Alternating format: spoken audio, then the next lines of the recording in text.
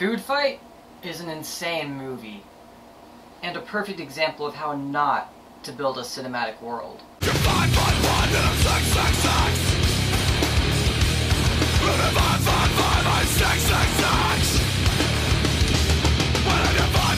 When you build a cinematic world, you always have to set like some form of rules for that world to work. Kind of like the toys in Toy Story. Food Fight does something similar, where the grocery store comes alive at night and does store closed! Party time! Nothing gonna stand in the way of our fantasy. Oh boy! Dizzy! Oh, gonna barf! I am so excited to... Uh-oh. Hey, that hurt. Alright, so first I really need to explain what this movie is about, because it really doesn't explain much, and that's part of where it fails the most. Okay, so the grocery store is filled with Ikes, which are mascots for different products in the store, I guess like icons or something. Our main character is Dex, Dog Detective, voiced by none other than Charlie Sheen. Okay, your passion is coming off as erratic to people. Well, you borrow my brain for 5 seconds and just be like, dude, can't handle it. Unplug this bastard. Yeah, because it fires in a way that is, I don't know, maybe not from this particular terrestrial realm.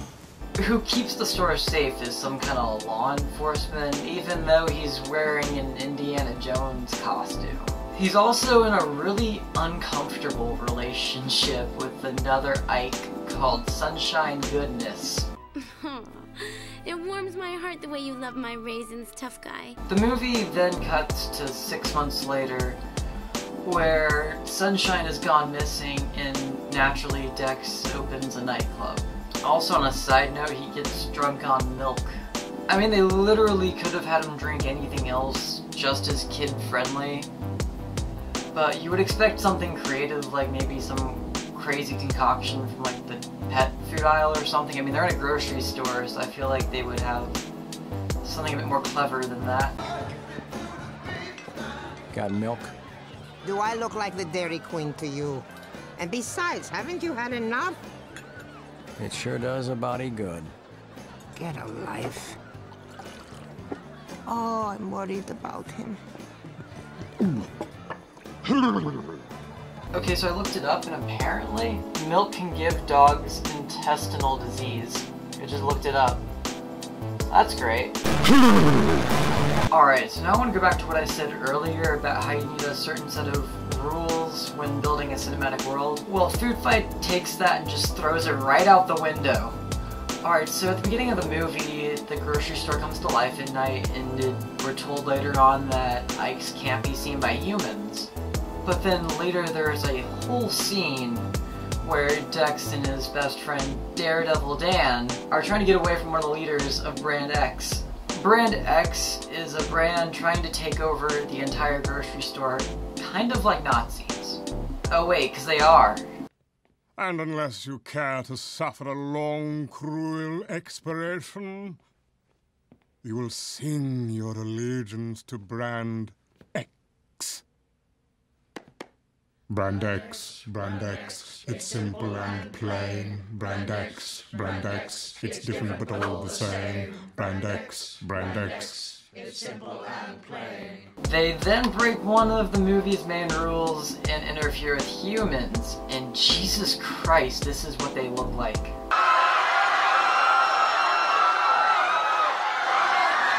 And the main reason this works against the movie so badly is because they barely act like anything happened. And even worse, the humans barely even notice they're there. Like, it makes no sense. Okay, what I'm about to tell you is going to blow your mind. This movie cost $65 million, and you can't see any of that throughout the movie. All the characters look like they're plucked straight out of the Uncanny Valley. Now, it makes sense to see washed up actors be in bad movies, but this movie had voice actors like Eva Longoria and Wayne Brady and many others too, and I cannot figure out how this happened. Now, many people would think they only did it for money. Well, what if I told you that FoodFight is actually a victim of corporate espionage?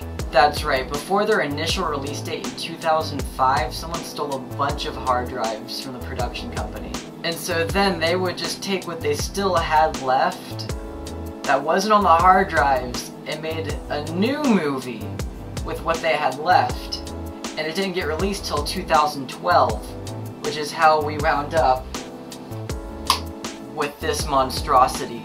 My only guess is that they had already sunk too much money into the movie and then just loosely created what we have now. In conclusion, this movie is so insanely bad that it's fun to watch. Like, it's one of those so bad it's good movies. Like, seriously, somebody needed to be on drugs in order to create this. Now, as far as what I've learned from this project is that if you take everything the movie does and literally do the exact opposite, you should have an award-winning film. Thank you.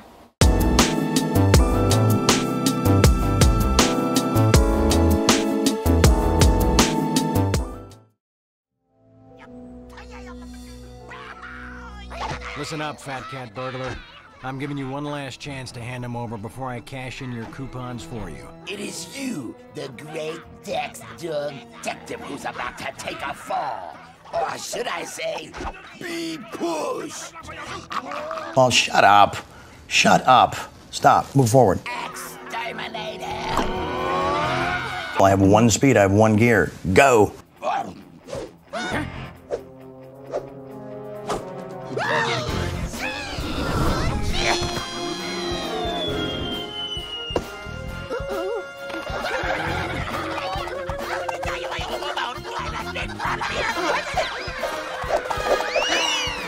My mother would be so ashamed. When was the last time I ingested or took drugs? I don't remember. I do not remember. The run I was on made Sinatra, Flynn, Jagger, Richards, all of them just look like, you know, droopy-eyed, armless children. No, stop. You wouldn't. I just want to be loved. Dying's for fools.